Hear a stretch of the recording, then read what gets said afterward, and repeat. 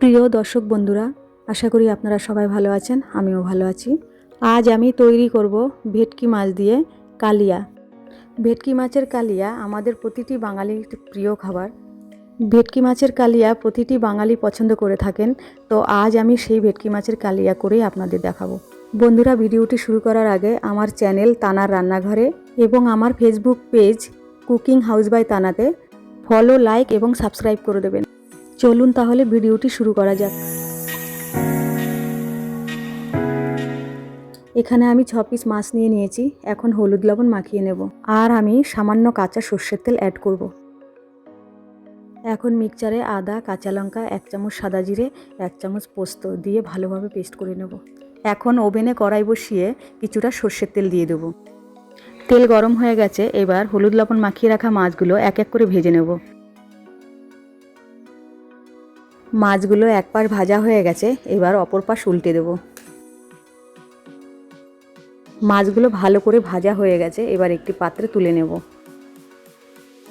এখন প্রথমেই মাছ ভাজার তেলে সাদা জিরে দিয়ে দেব শুকনো লঙ্কা, তেজপাতা, দারচিনি, লবঙ্গ, এলাচ দিয়ে ভালো করে নাড়িয়ে নেব। দর্শক বন্ধুরা, আমি এখানে এলাচগুলো সামান্য ফাটিয়ে দিয়েছি।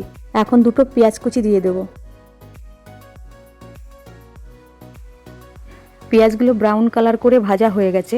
এবার আমি আগে থেকে পেস্ট করে রাখা মশলাগুলো দিয়ে দেব। এবার পরিমাণ মতো হলুদ এবং স্বাদ মতো লবণ দিয়ে দেব। আগে দুটি পেঁয়াজ বেটে রেখেছি, সেটি এখন দিয়ে দেব।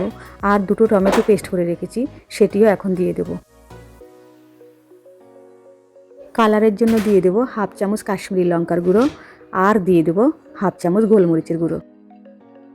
মশলাগুলো হালকা কষানো হয়েছে। এবার আগের থেকে ফেটিয়ে রাখা টক দইগুলো দিয়ে দেব এবং 5 মিনিট লো ফ্লেমে রেখে মশলাগুলো ভালোভাবে কষিয়ে নেব।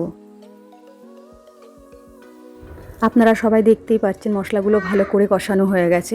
এবার আমি কিছুটা গরম জল দিয়ে দেব।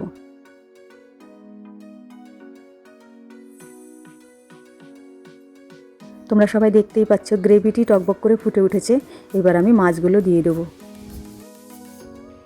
তো ভেটকি কালিয়া তৈরি হয়ে গেছে। এবার আমি সামান্য গরম মশলা দিয়ে দেব আর 1 চামচ ঘি দিয়ে দেব। ব্যাস, আমার রেসিপি তৈরি। এই ভেটকি কালিয়ার রেসিপি আপনারা বাড়িতে অবশ্যই ট্রাই করবেন। আশা করি আপনাদের ভালো লাগবে। এই ভেটকি কালিয়া গরম ভাতের সাথে খেতে দুর্ধর্ষ লাগে। আশা করি এই ভিডিও আপনাদের ভালো লেগেছে। দর্শক বন্ধুরা, আমার ইউটিউব চ্যানেলটিকে লাইক এবং সাবস্ক্রাইব করে দেবেন এবং বেশি বেশি করে শেয়ার করবেন এবং আমার ফেসবুক পেজটিকেও ফলো করে দেবেন। আমার ফেসবুক পেজের লিঙ্ক ডেসক্রিপশন বক্সে দিয়ে দেবো। দর্শক বন্ধুরা, তাহলে আজকে এই পর্যন্ত। আবার খুব শীঘ্রই চলে আসবো কোনো নতুনত্ব ভিডিও নিয়ে তোমাদের কাছে। ধন্যবাদ।